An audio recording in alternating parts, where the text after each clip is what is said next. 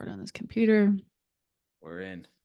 We're in. The spaceship is taking off. It's actually already been taking off, Justin, because, if anyone looked at our text message thread, they would see about 19 minutes of voice memos between you and I in the last week. I think much more than 19 minutes because some of them were like True. 7 minutes long. As you said, there is at least a podcast episode of voice notes in our Yeah. texts to each other. And so we made it happen. Here we Yeah, are. here we are. Ugh, so good. Um, Go ahead. Yeah, Ask so we're away. we're turning the tables this episode. This was the idea. Elisa and I were firing back minutes, hours of voice notes to each other. And Elisa was like, "There's at least a podcast here." And I said, "Yeah, well, maybe there really is a podcast here. What if we turn the tables and we interview our show's host for the many years that she's been the host and give her a chance to be in the hot seat?" So, Ugh. uh, Let's call it the love seat because yeah, yeah. that's what we called it at Integrity Bootcamp. So I'm back in the love seat. And feel free, Justin. This is also your time to give me critical appreciation or critical judgment or, Okay. like Yeah. let it rip. Let it rip. I see you. Yeah, we'll jam with each other. We'll jam. Well, you said the name of it. So Yeah. I want to out my experience and then we'll have you Yeah. go through it. My Cool. experience of you in our conversations is you've been riding just like this torrent, this like tsunami of like aliveness and insight and juice in yourself for the last week. Mm, And I have been a benefactor of like having some of those ripples come into my field and be able to ride those waves. mm, And I think useful context is a lot of this came off of this experience you went through at Integrity Bootcamp. mm-hmm. And I think it'd be useful before we dive into all the juice we've been in. Like, what is Integrity Bootcamp? What Mm, drew you to it? Can we contextualize this experience you had that led to this, what I'm experiencing as a tsunami of aliveness? mm. Tsunami is correct. Yeah. I've Yeah. also been dreaming about whales lately, which I think speaks to your inner intuition and knowing, but I'll leave that for a different segment of the podcast. Um, I've been working like studying and working with conscious leadership mostly from afar for the last 5 years, and like I did a in-person workshop with Diana Chapman and Deb Katz in 2019 in the same area in Santa Cruz, and I remember being like floored by them, like, yo, these people have some fire. I don't know what they're saying exactly, but I wanna I wanna play that game more with them. And so I sorry, I had to take a drink of liquid tea. Woo. So yeah, 2019, I saw them live and I was like, I don't know what they're drinking, but I want to drink more of what they're drinking. And ever since then, I've taken like, a bunch of their stuff online, like, Coaches Circle, Taste of Conscious Leadership, like, 3 month sort of online learning experiences, which are all great and help like refine the language and the skills and the understanding of the methodology. But I haven't really gotten to play like in person with people. Like you and I, our connection has been so valuable for me because it's like whenever you and I connect, you're a CLG grad, you've been in the field now for a number of years, and I feel like I get 10x whenever I talk to you because I'm like, oh, someone's meeting me here and we're playing the same game. And that's often not the case when I connect with other coaches. And it's all love, but I just don't get to play the same way. Um, Anywho, so I was on some like promotional call maybe a couple months ago, and it was like CLG was giving like a preview of what this Integrity Bootcamp would be. And this, I'll tell you why I signed up because we were sitting there, and there was like 135 people on the Zoom call, and everyone was interested. They wanted to come to and so there was questions, and Deb Katz was there, and Kate Hudson, and Jim Defner was there, and they were all just sharing like what this experience will be of this 4-day immersion in Santa Cruz. And so I was kind of on the fence. I was like, it's a lot of money, and I already am doing a year-long course in somatic coaching, so I don't know that I need it. Plus, like, again, I've been coaching this work for 4 years now. And so two things got me. Um, Deb Katz, who's one of their more senior facilitators, said, if you want feedback, you need to come. And you also can't come if you're not willing to receive and give feedback. Like, don't come, don't waste your time. And my immediate, like, my antenna went off because, like I live and work alone currently, which is my choice, but I also don't get a lot of feedback, which I don't love. Like I'll get some praise from clients every once in a while, which is so wonderful. But I don't really have mirrors around me, right? Like and maybe I get feedback from people, but it feels really sloppy and kind of like secondhand. And I don't even know what they're saying. It feels like a lot of mush towards me. So, which is an interesting statement. Anyway, so so Deb says, "Come if you want feedback," and I'm like pulling out my credit card. I'm like, "All right, cool. Like this is gonna be worth the $6,700 it costs." Whew, that's a lot of money. And then, uh, towards the end of the call, people were asking questions about logistics and what will people get out of it and all this stuff. And by this point in the call, CLG had already modeled like the energy of the conversations. Like they were just kind of giving us a taste of what it would be like to be in the room with them. And so then Deb Katz gets back on, shout out to Deb, and she goes, "Hey, listen, I'm just going to say something. Um, you already know if you're not going to come. And I just want you to know, like, Integrity Bootcamp is starting right now. It's starting today for all of us. We're getting prepared mentally, physically, spiritually for this experience. So if you're on the call, you already know if you're coming. And if you're not, get the fuck off the Zoom call. Like, we don't have time for this. Like, don't fucking waste our time. Get off." And as she said that, I was like, "Oh, credit card is now in service on the website and I'm purchasing because I want to be around that challenger energy." And honestly, Justin, 35 people dropped off the call. It got to be by the end about like 92 people on the Zoom call. And I was like, let's fucking go. Like, I want to be in the room with people who are like, don't fucking waste my time. I am committed. I mean, these were her words. We are committed to human transformation. And I was like, oh, you're my people. And so I already knew that, but I was like, I want to be in that room. And so that's what made me sign up and go, was like those two moments of like feedback was going to be offered. I had to be willing to go get it. And then I wanted to be around challengers. Like I don't personally need cheerleaders that much. Like I want people who are going to be like, "Elisa, you're playing small. That's bullshit. You're being unclear. What's happening?" So that's how I got on that plane to fly to Santa Cruz. So, Yeah. There's a couple things that struck me about your share, but what really struck me is, yeah, you can, comes to is like how ready you were for it.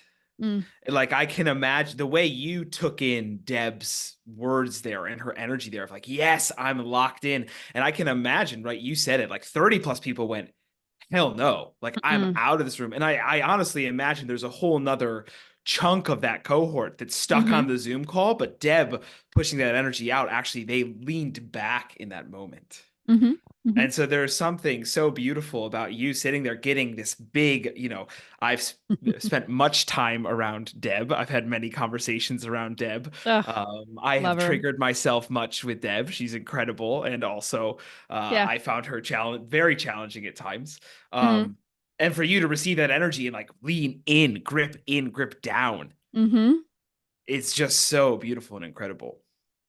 Yeah, thank you for that. I guess it does mean I was ready for that and I wanted that, right? Mhm. It's a reflection you've given me a few times too, which has always been helpful. Because I don't know if 4 years ago I would have said yes. I might have said, "Oh, that feels a little aggressive. That feels a little bit too intense," or like, I want to be held and loved. But the reality is like everything CLG does, especially now that I've seen them twice in person now and I've got to feel that energy in the room, it is from absolute love. Like the challenger in the room, it is love. Like the person who's cutting down your sentences, which are unclear and waffling down to an out breath. Like that's love when Jim does that. And I now know that and I feel that. And that I think affirms too, like how I practice. Like when I do challenge my clients, which is often, it is 100% coming from like a source of love. And yeah. Yeah, can So, we talk about feedback? Can we talk about CLG's ooh, paradigm of feedback?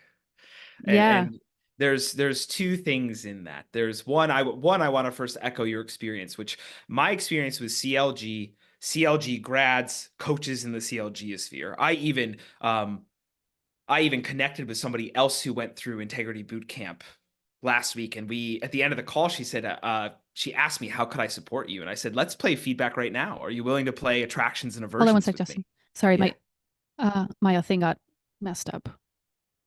Microphone, good. AirPods. Okay, I think we're good. I'm sorry. It You changed. back?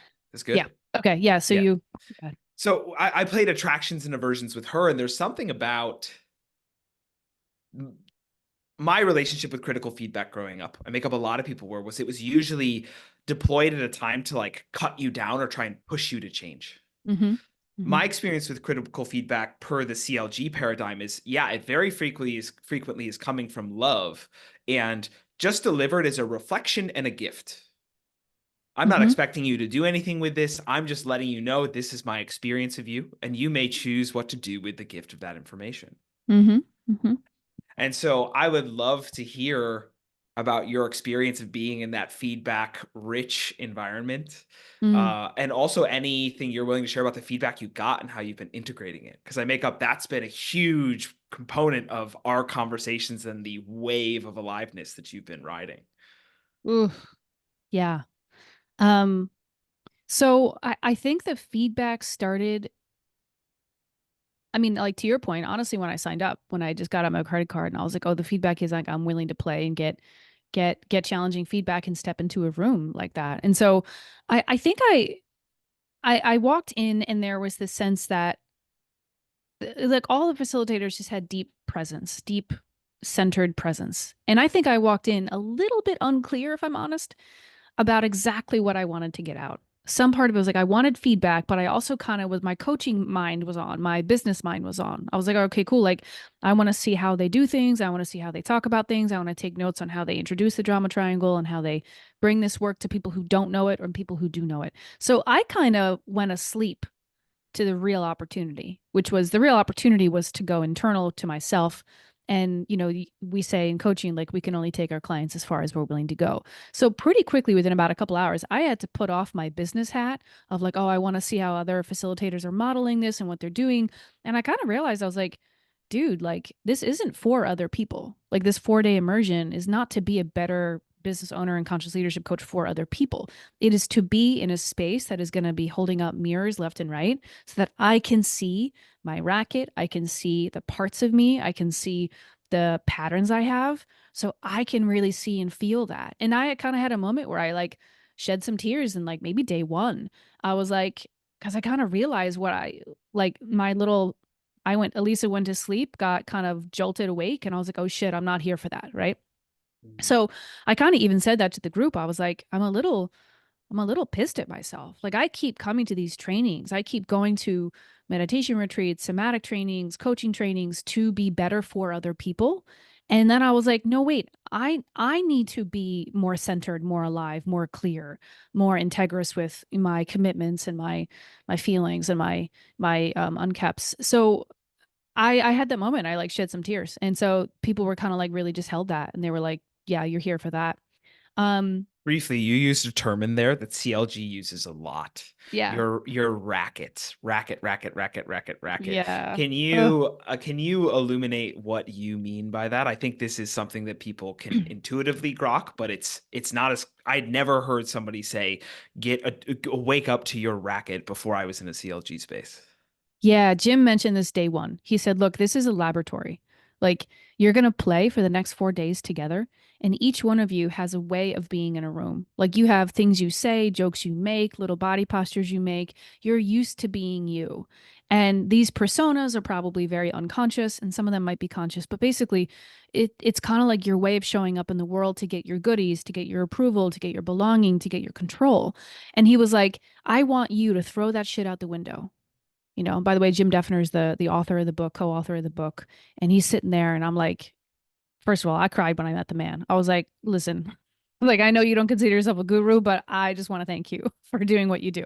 So Jim says, he goes, you need to put all that stuff away, and for the next 4 days, use this space, this room, as a laboratory to practice being someone entirely different. Like do things you've never done before. Walk up to someone and hug them if you're not a hugger. Like walk up to someone and give them feedback if you hate feedback. Like if you make small talk, go right to the point of things. And so he said, that's, you know, get rid of your racket and expose your racket and be really clear on it. And I remember having this moment where I kind of lit up and I was like, ooh, I get to practice being someone different for the next 4 days.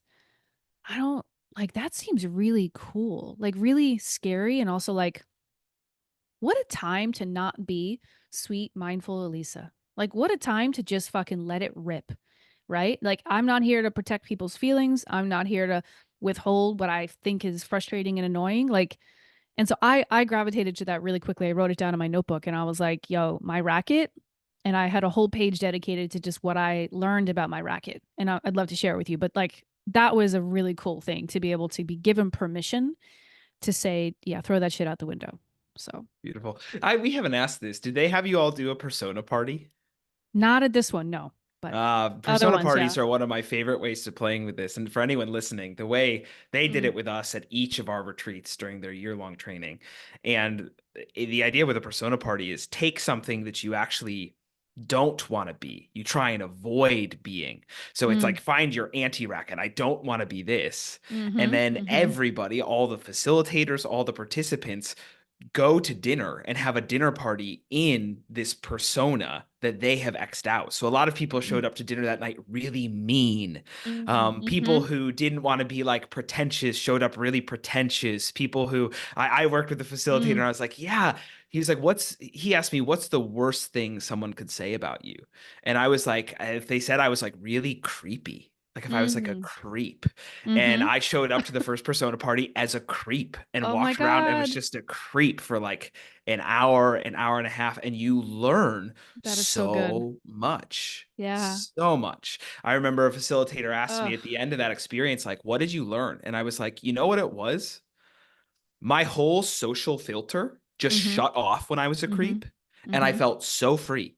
Mm. I wasn't concerned with what you thought about me. In fact, I was kind of getting delight out of poking, getting you to think things that I didn't want you to think about me. Yeah. And there was a lot for me about learning of how aggressively of a social filter that I have on, how much I'm modulating my experience according to how I think you'll react. Yes. Yeah. I love that idea of the X out persona. We did it once many years ago, just where it was like, yeah, like over exaggerate the character that you always play. So I was like healthy Heather to the max, and I kept like annoying everyone about their food and are they chewing and are they eating olive oil on their vegetables because that's makes them more bioavailable. And I was really obnoxious, and I already do that shit, so they just made me over exaggerate it. But I love the X out one. I want to try that soon too. Yeah, it's a great time. But anywho, I yeah, can we imagine, talk yeah. about the feedback you got and what it was Well, like getting that feedback and now integrating it? it was so sweet because it came very subtly at first. And I want to give a shout out to Joyce Chen, if you get to listen. Joyce was my pod leader in the 4-day Integrity Bootcamp. And that meant that she, is a CLG coach, and she was there like twice a day, always available for us in her pod. But we would just do a lot of activities with our pod and get to know those 4 or 5 people closely.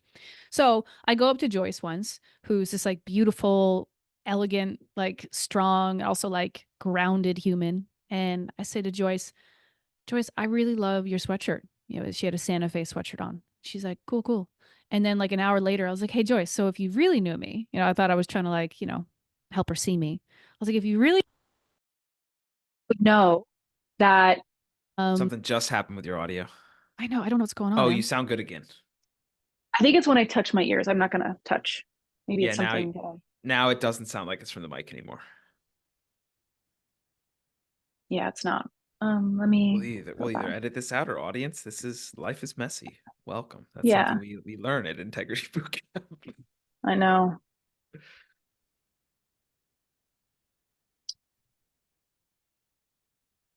Hold on one sec.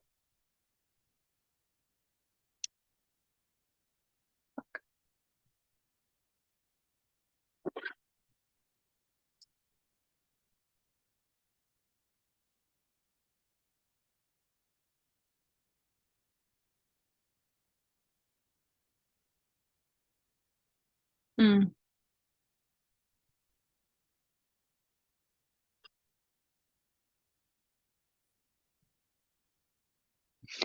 Let me just unplug and then put this back in. I think it's when I go to move my hair. I'm like, maybe, That makes sense to me. yeah, hold on. And I do have my podcast guy will edit this all, so Beautiful. it'll be okay. Thanks, Yeah. podcast guy. Jackson. Thanks, Jackson. Okay, it is now on. I'm gonna be So mindful of good. not touching things. So much better. Okay. Um,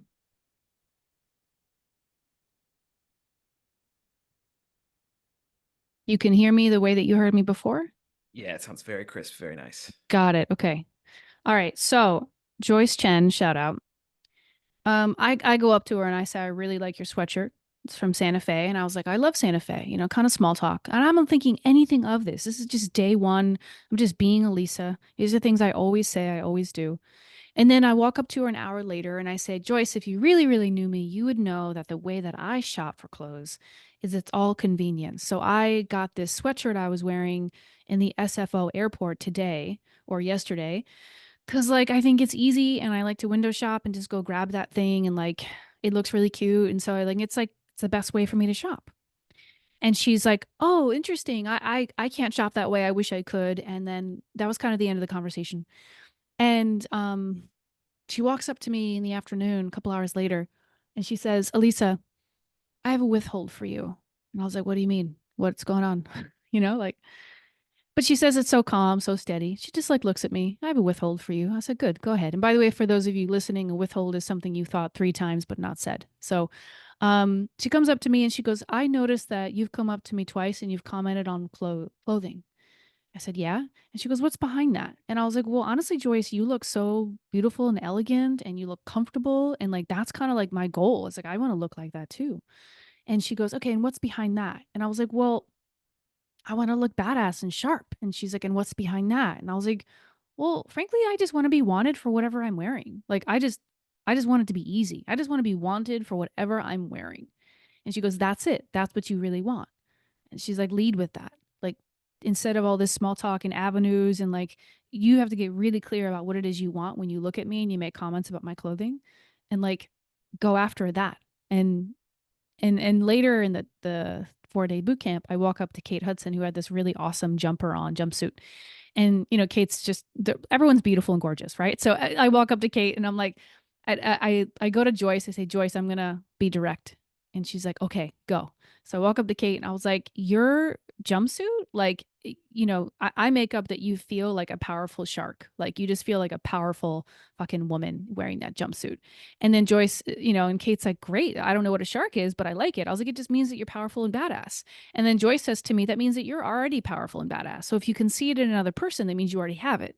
And I was like, oh, yeah, yeah, cool. So it was just this like sweet way that my racket is going up to beautiful people or powerful people and making comments that are nice and cute and small. But really, I just want what they have. And it turns out I already have what they have.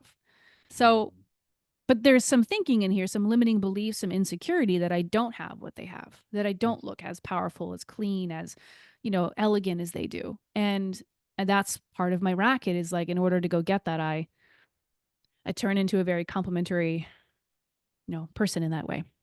Yeah. This is one of the beauties I find of per CLG's definition, people living deeply in integrity is there's a sense of when they're speaking that they always are saying exactly what they mean.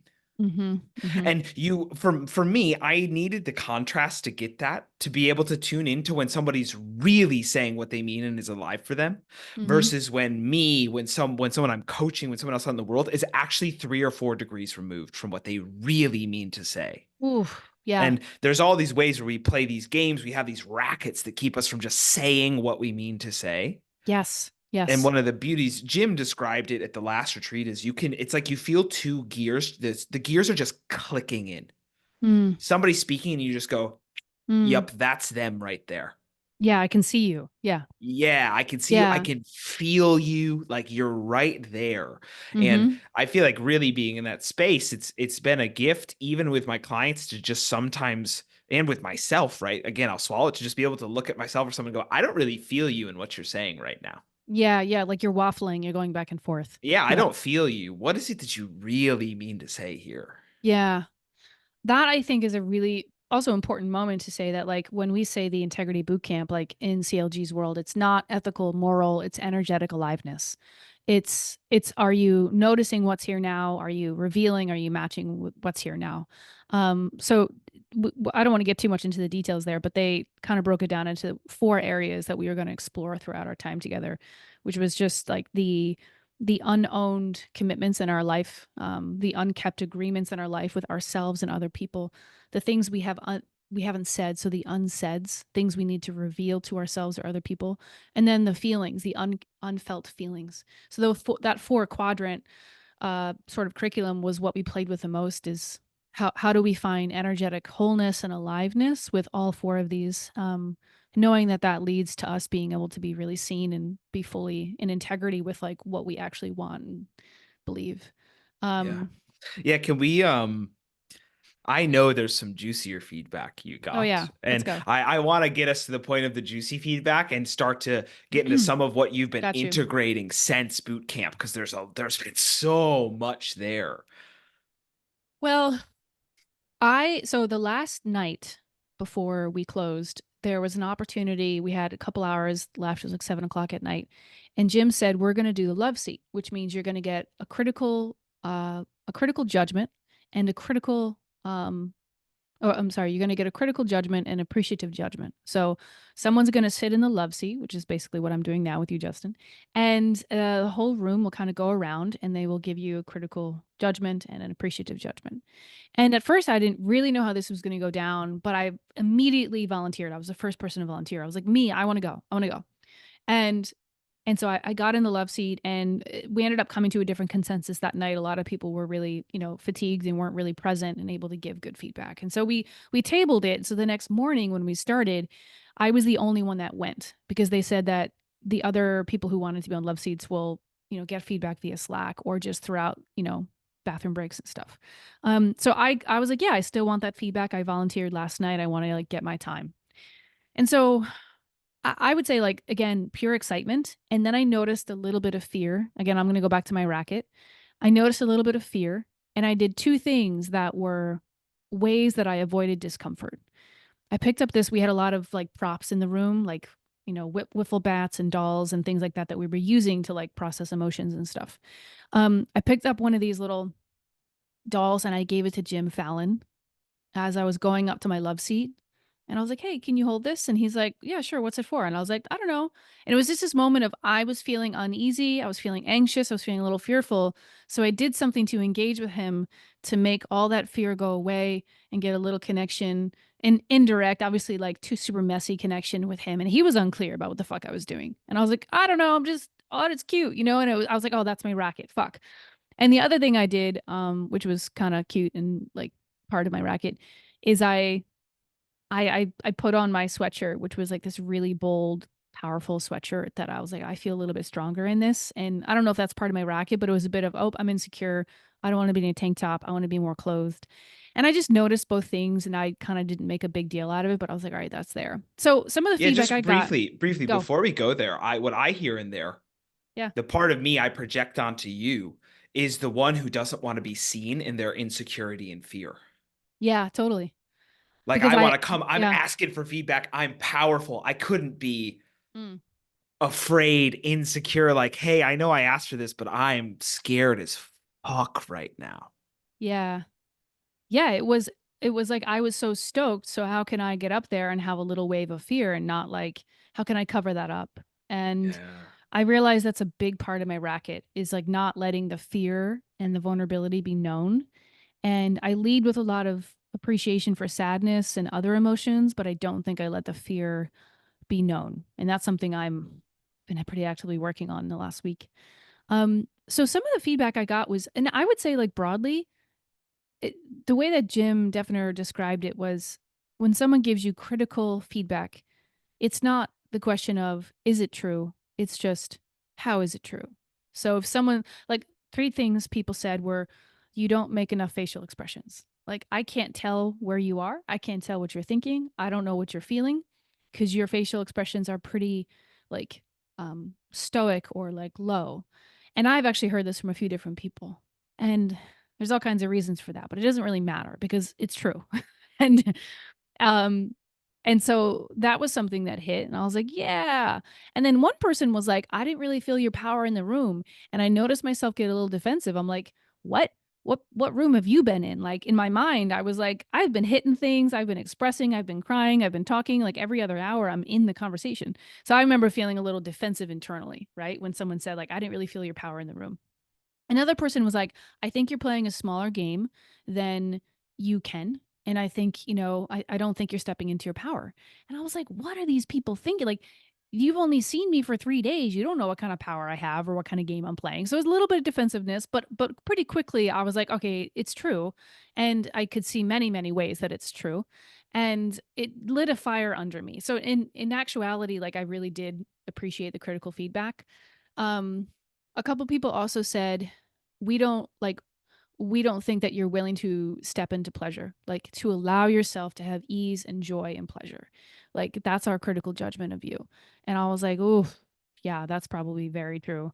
And and then some of the powerful feedback which really stuck with me was just like, Jim said like, which I think was nice to hear from him. He just looked at me like straight in the eyes and I was like, "Oh my God, what's happening?" And he's like, "You're a gamer and you are fucking willing to risk it all for aliveness." And I was like, "Yes, I feel seen." And then, a few people were like, I would walk into any room with you. Like I would want you to be my boss. That's my appreciation. Is like I would feel safe if you were my boss in a company. And I was like, "Wow." So it kind of opened up all these different ways that the critical feedback of playing small, not that many facial expressions is true. And also, there's something that people were seeing in me that was so rich and like just beginning to bud and become alive. And I just remember feeling like everyone's fucking right. Like it all makes sense. Like, and I loved it, frankly. I was like, bring on the love seed. So, Hmm. um, there's more Yeah, specifics in there, but yeah. yeah, there's something you and I spoke about, which was my experience as well going through that feedback rich of an environment. Is there's a way where you're in this room with a bunch of people who are incredible seers, right? They Mm-hmm. can Mm-hmm. really see you brilliantly. And my experience was they give me this feedback Mm, and the like presence, the big capital S self is like, yeah, that's good feedback. That's fucking true. mm-hmm. And then pretty quickly, my ego is like, yeah, but you, like you said, but you don't fucking know me, okay? You Yeah. don't know. You Yeah. don't get to say, like, I'm not powerful. Like, you've never seen me out in the world. And it's really fascinating to me because that was my exact experience with going through their year long was off frequently the feedback that I got was the best for me. There was this process of like, that's true, that's good feedback. Yeah. And then a rejection, like my system getting angry about it Mm-hmm. before I could finally actually take it and integrate it. And something you and I actually sort of spoke about. I can't remember if I use these words directly, but something that was important for my process was there was a tendency to get the critical feedback and then believe that I needed to fix something or do Mm, something about it mm-hmm. or Mm-hmm. change, Mm-hmm. which was actually for me part of my racket. Mm, mm-hmm. Like when I get feedback, if I'm right away trying to fix it, it's usually because I'm trying to get you to think a certain way about me. Yeah, get approval. Yeah, totally. Yeah, whereas Yep. really when I take feedback and integrate it, it's just like a letting the feedback course through me Mm, and like mm-hmm. letting it hit into the being. Like there's something I do with my clients and this has shifted for me where I have them go get a bunch of feedback. And these days my instruction for them is like just receive it. Mm-hmm. Open to it, be with it as much as possible, and if you do Mm-hmm. that, the feedback will have you. Mm-hmm. Mm-hmm. And I think that's a conversation you and I even went through, which is like, yeah, there's a part of us that's like, what am I supposed to do with this feedback? I gotta go do something. And it's like, whoa, Yeah. slow Yeah. down. Yeah.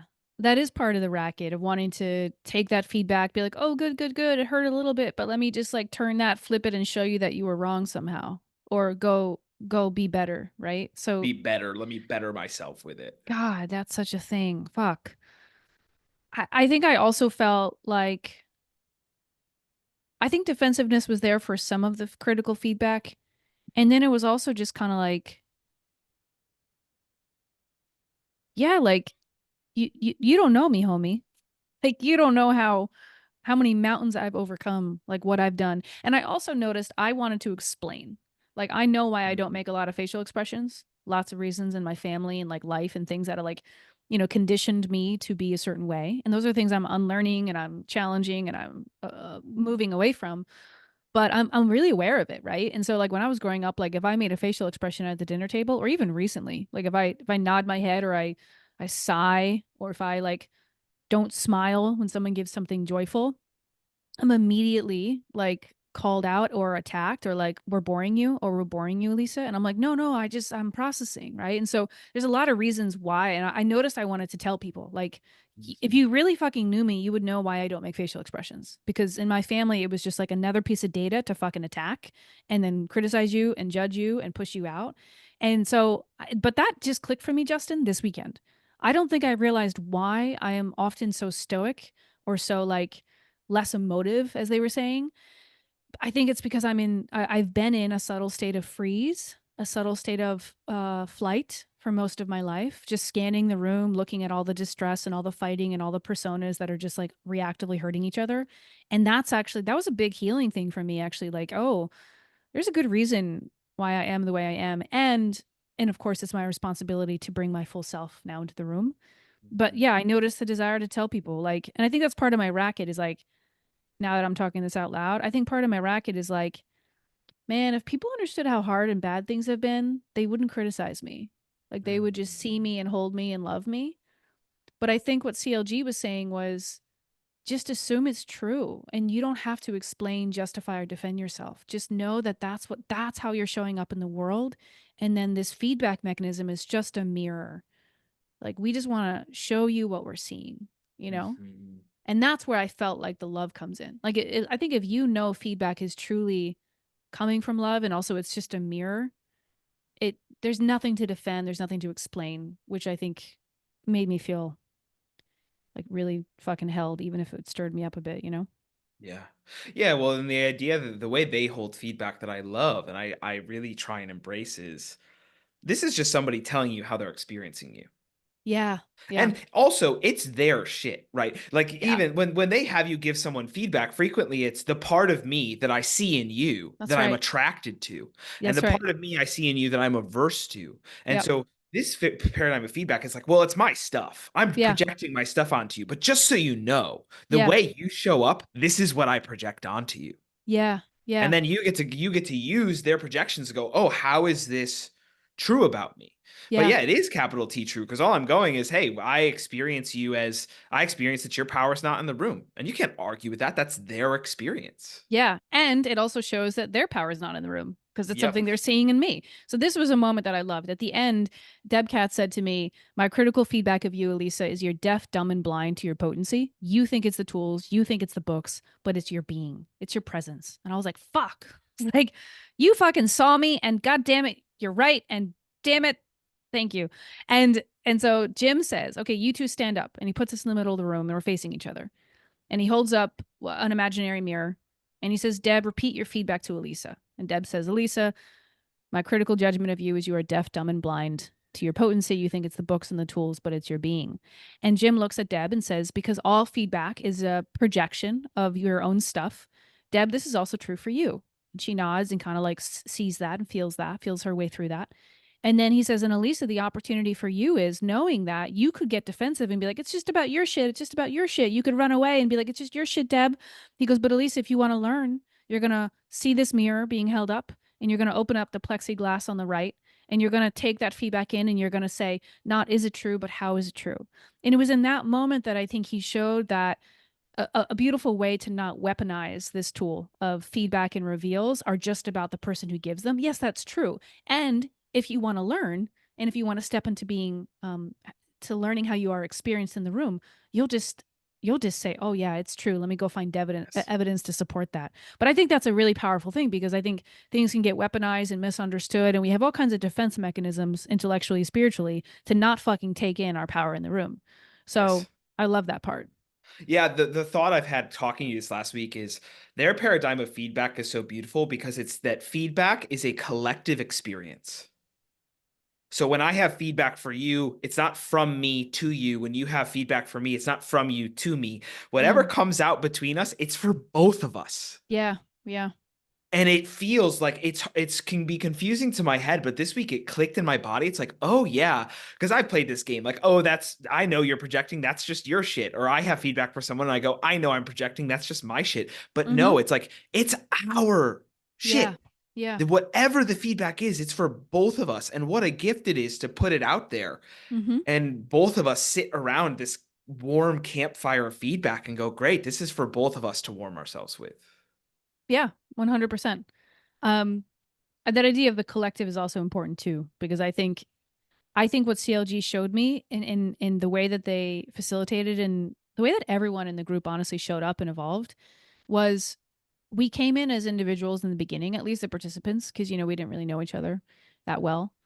And through these mechanisms of feedback, of projections, what are you Xing out in yourself and in others, through feeling our feelings together as a group, through really looking at what are the things we need to reveal to ourselves and others, like we did become a collective. And it felt like at the end, we were like one ecosystem that was pretty primed to each other. And frankly, like I want to be in the room with all of them again, you know, like, but in the beginning, I wanted to run out because there was a few people who I was like Xing out, projecting out. I was like, man, you are bothering me.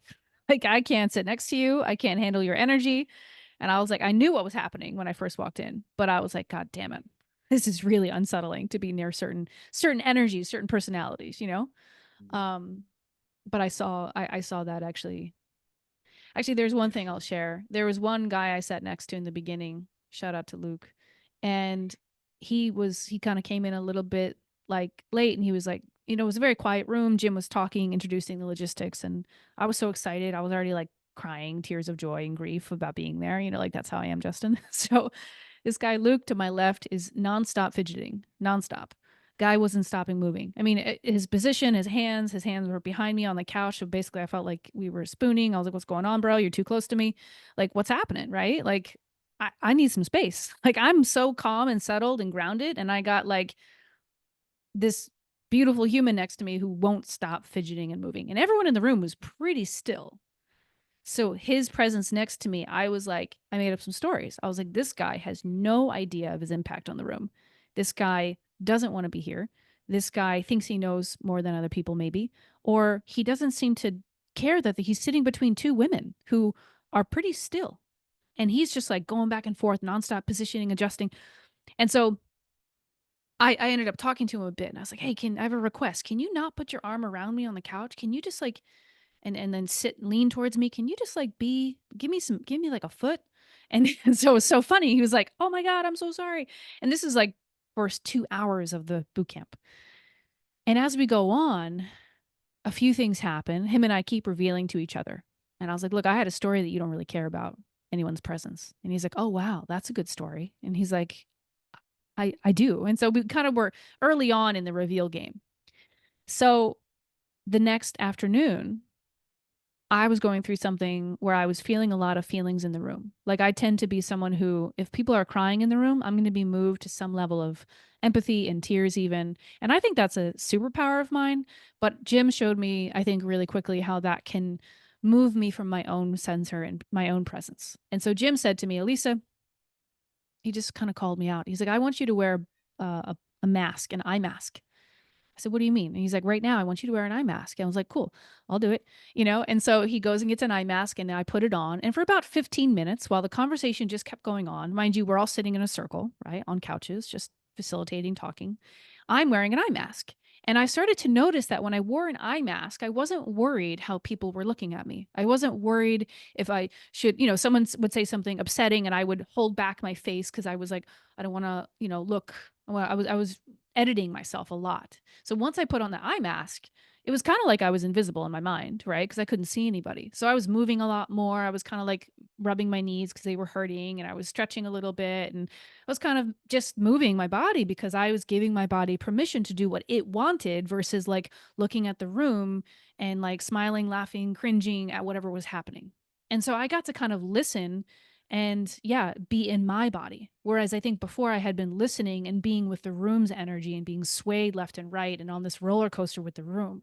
And so anyway, he saw that in me really quickly, and he said, okay, take the eye mask off. How was it? And I said, I realize I want to fidget a lot more than I let myself fidget.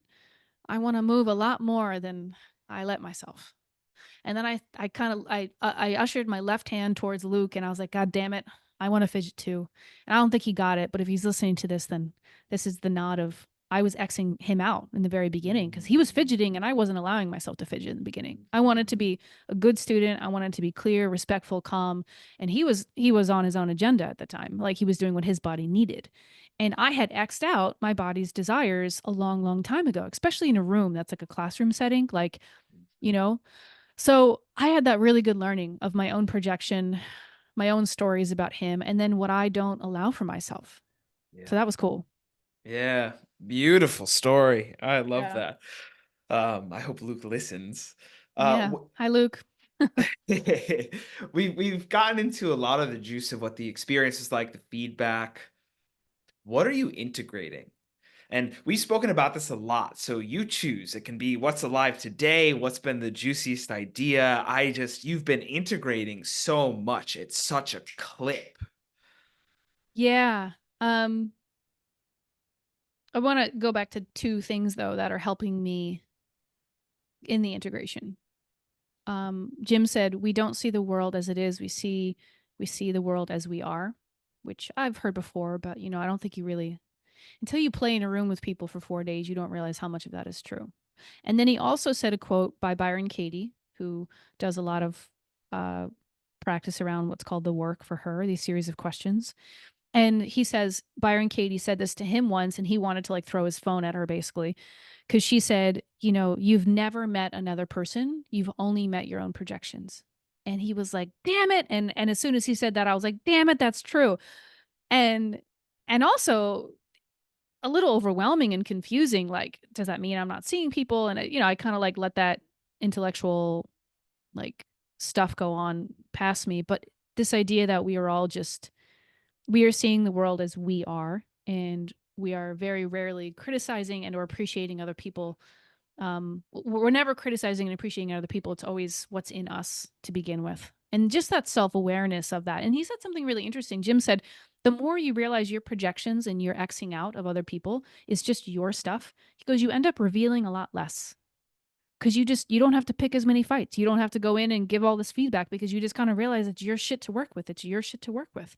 That doesn't mean you don't communicate and reveal, but you start to see how much is yours and all of it is yours. So those things have been interesting for me. I think as I've been integrating, it's been about 6 days now. Whew. I think what's been coming up for me, Justin, has been a lot. What came up for me at the retreat is carried over. There's been a lot of self-blame. Part of what came up day 3 or day 2, we did a lot of work around anger, fear, and sadness. And I noticed that there was a part in me that was quite critical of myself. Like, why don't you let yourself feel anger? Like, get angry. Like, why are you just now at 40 years old? Why are you just now somatically tapping into your anger? Like, come on, Elisa. Like, you've been about human development your whole life. Well, like, there was a little bit of anger. Like, why haven't you saved enough money to go to CLG's year-long course 3 years ago? Like, get your shit together. Come on, man. Like, this is what you want to do with your life. And I was mad at myself that day that we did the anger. And also it carried over this week. I was like, fuck, this isn't fair. Like, what am I doing? I feel like I'm dicking around in life. Like, and that was a critical voice that was coming up and I could see it. And I did a little meditation yesterday and I was moved to some tears, like some I've never considered myself a critical person in like self-blame way. I've kind of bypassed that because that's a good defense mechanism.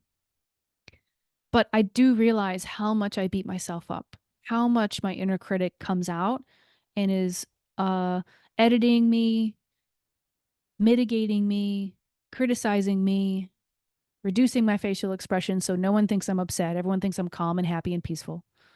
And I realize obviously how much that's grounded in my own childhood, my own life.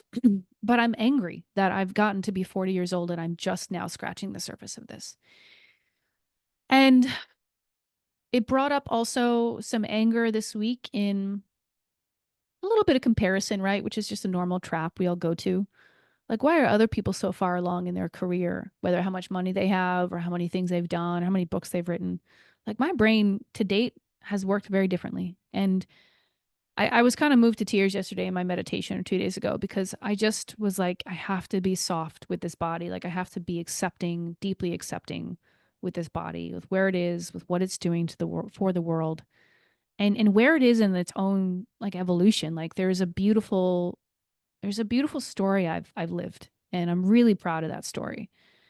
And yet, when I do think about where I could be, I should be, where others are, I get really mad at myself and I make up stories that I've not done enough or I've not made enough change.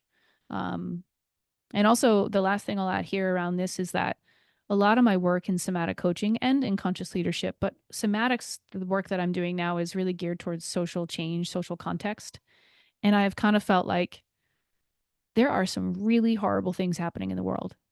And all I felt like in the last 3 years is like, I haven't been able to tap into global events, to the pain and the suffering of the world around me, whether it's homelessness in New York City, um, wars and things happening in the world.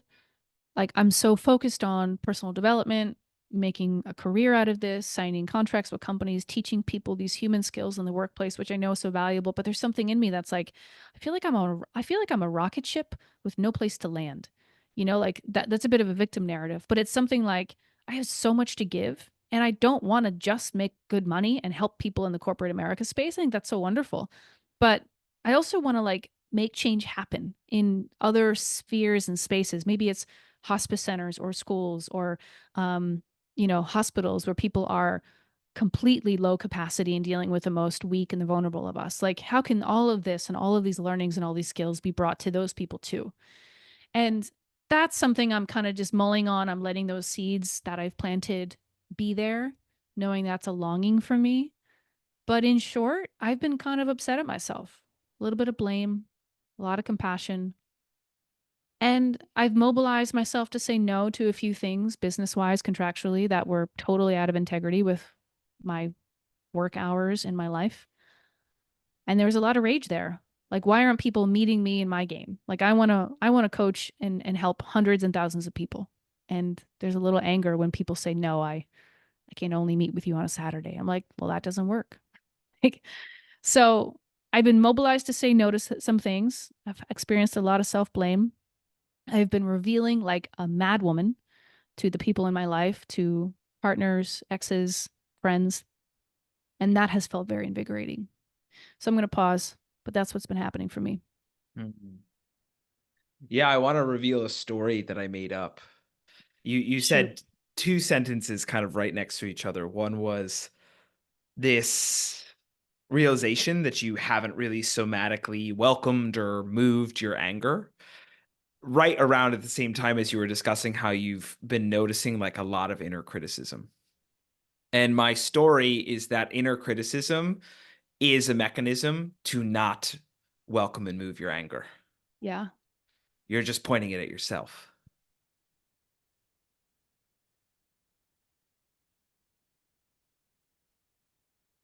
Yeah. It's a bit of like an intellectual uh, critic and persona. It's probably part of what makes me not want to like just throw my phone or hit a pillow. Because Yeah. self blame does that, right? It just allows me to point all that direction towards myself instead of express it and feel it and let that wave come. Yeah, Diana Chapman said something really profound at our second retreat. She said, you have to learn to move anger up and down instead of forward and backward. Mm, And what she's pointed to, here's how I heard that, my story, and what growing up, the way I saw anger when it showed up and expressed was it expressed at.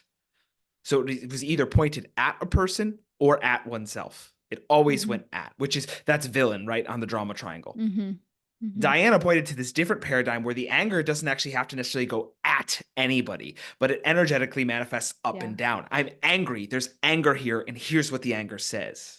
Mm, And so a hallmark for me is I know when I'm beating myself up very frequently, there's anger here that I'm not welcoming. And therefore, mm, this real old pattern is just going, well, there's anger here. And the anger goes, well, the only place we know how to go in this setting is at Justin.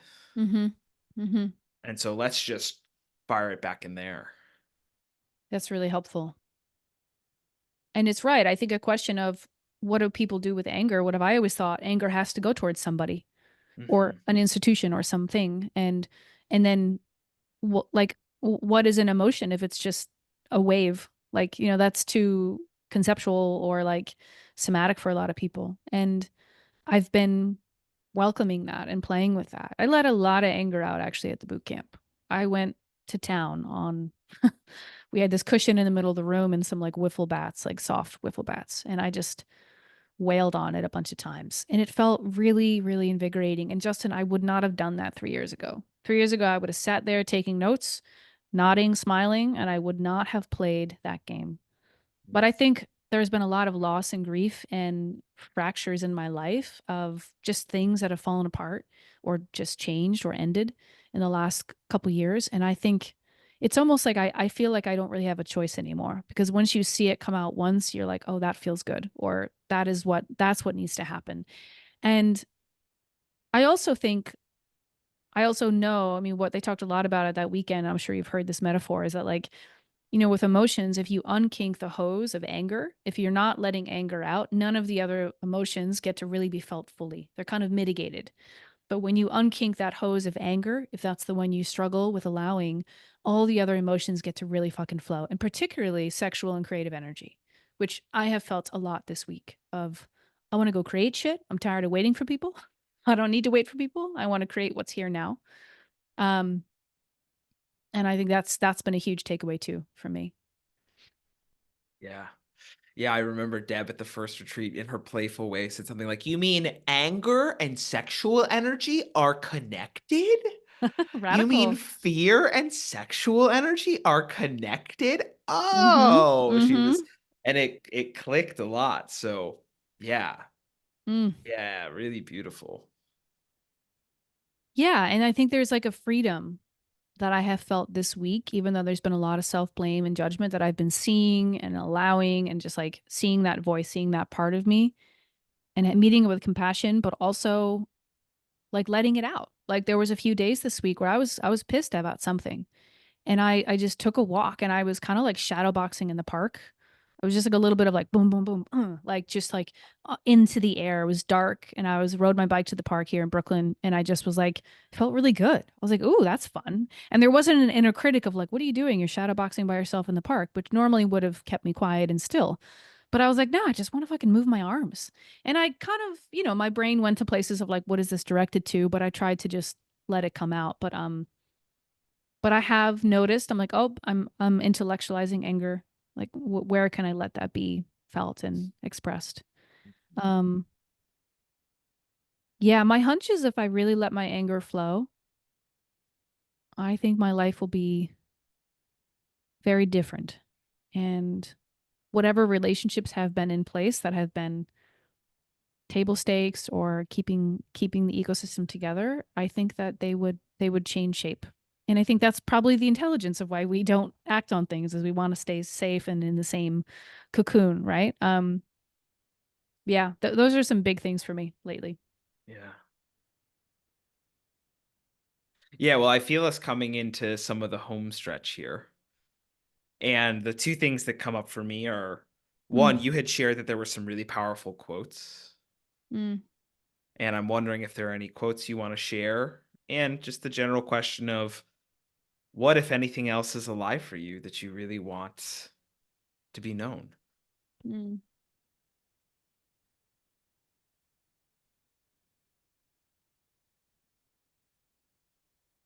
Well, I think we started a little bit of this call talking a little bit about clarity.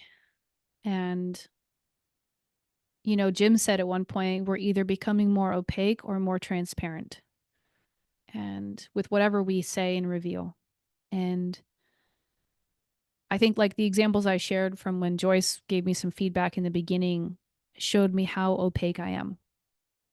And I consider myself to be like articulate and powerful, but I think there's a lot of times where my racket makes me um very opaque, very unclear. And I think that's what has been helpful for me as I walk into rooms and I say what needs to be said. I'm becoming more and more clear, and I'm practicing that. Like what needs to be said, what wants to be said, versus like let me filter it out and give people five outs before I say what needs to be said. Um I think those things come up quite a bit. God, I've already given you so many good quotes, man. There's been a lot here.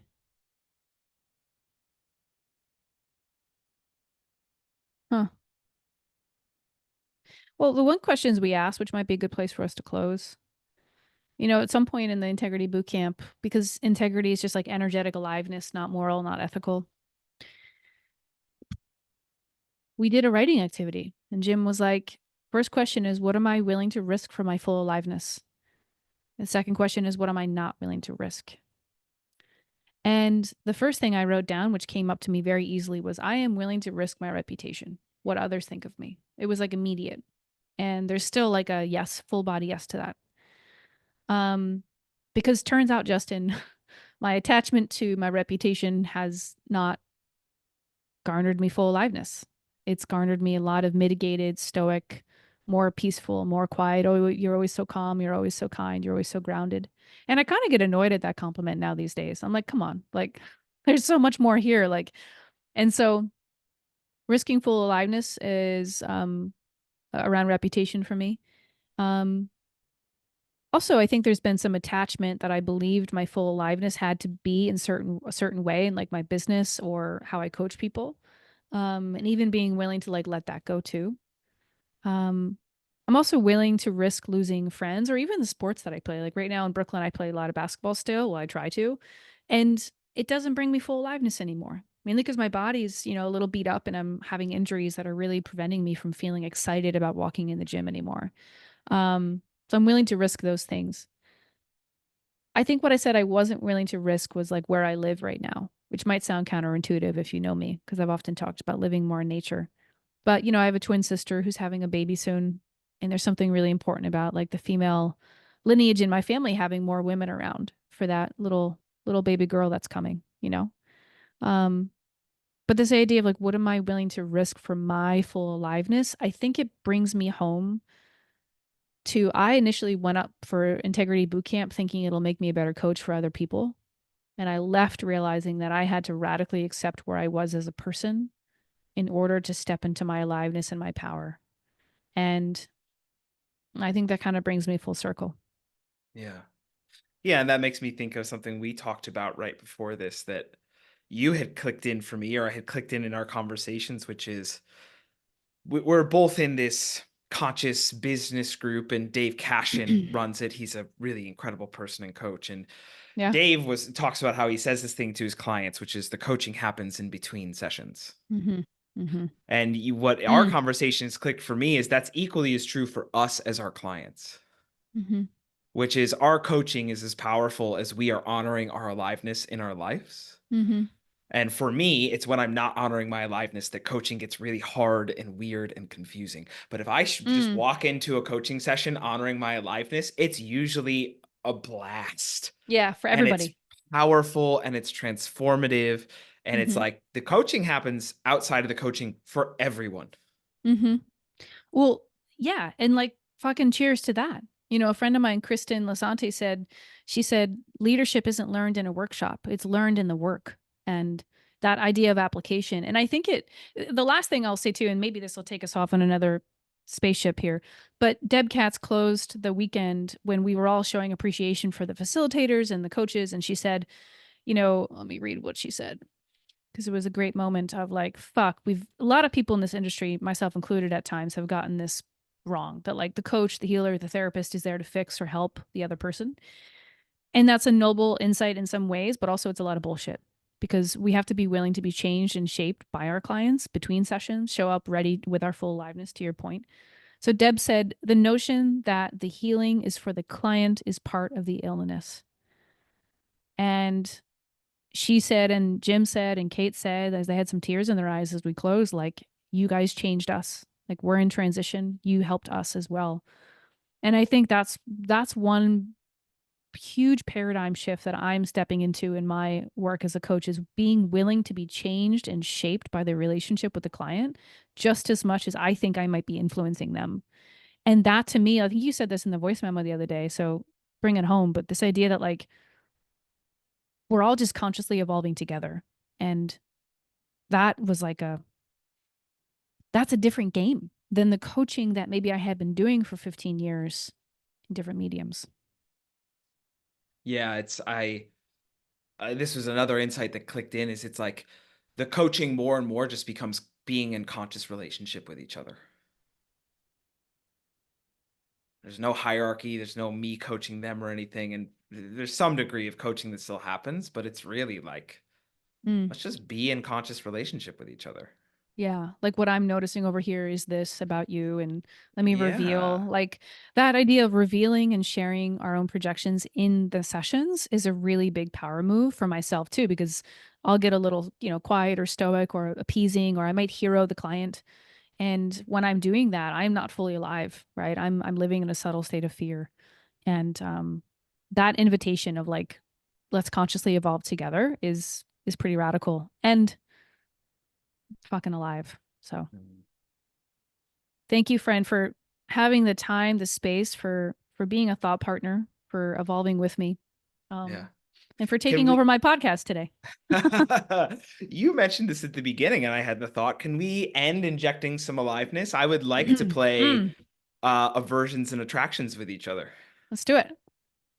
Can be from the conversation, it can be in general. And Yeah. specifically, if you knew me, you'd know I have a tendency of focusing on the critical feedback. Mm-hmm. And so I don't want to play attractions and aversions. I want to play aversions and attractions. So I'd like to end with attractions. Okay. So We could lead do with the that. critical, end with the attractions.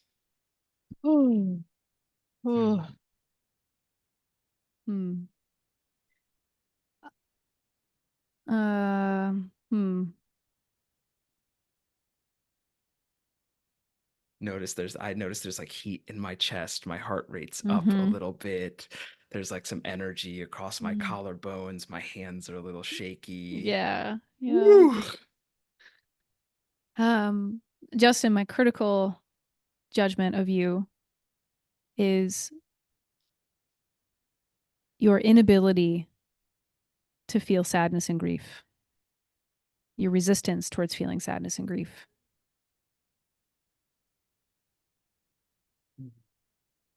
And my appreciative judgment of you is your ability to use everything that's happening in your world, in coaching, out of coaching, as fuel for the path to wake up. Your desire to ask those questions, to, yeah, that's my appreciative judgment. Mm. Thank you. If you knew me, I noticed, and I'm wondering if this is my racket, which probably means it is. Your critical point around the grief and sadness, there's one of me that goes, "Tell me what you're seeing. I want to know more." Mm-hmm. Mm-hmm.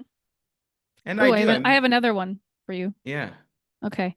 A critical judgment of you, in other words, a part I see in you that I also see in me, is there's some aversion to your own resistance to be in your body and to feel your body and to allow for your body's experience to be there. Mm. Critical judgment of you is if you went deeper into your body as a source of intelligence on a daily basis, an hourly basis, you would be a lot more powerful to me. Mm. Oh, a little grr there. Thank you. Yeah. Ooh, oh, Good. Let's go. um, Elisa, my critical judgment of you is in this conversation. I heard you talk about your vulnerability, Mm-hmm. but I didn't really feel you in your vulnerability. Mm-hmm. And you'd be more powerful to me if I could feel you in your vulnerability more. Mm.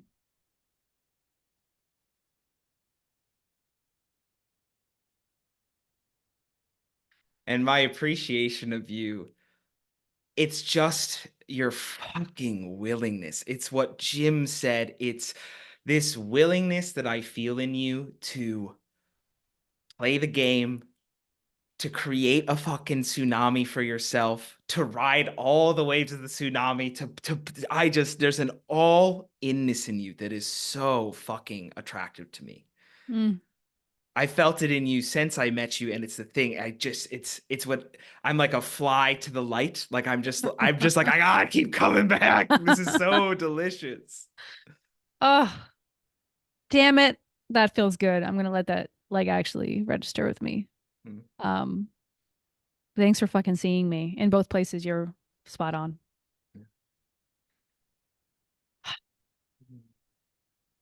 Damn it. I think it's the three in me that doesn't want people to know that I have so much fear and vulnerability. And a story I make up is I'm so good at talking about things that I can avoid saying I'm actually scared and I don't know. And I'm really lonely or I'm really terrified that my next contract won't come through. Like that is here. And you're right. I do a very good job of talking around that. Damn it, Justin. Thanks for seeing me there. Oh, Yeah.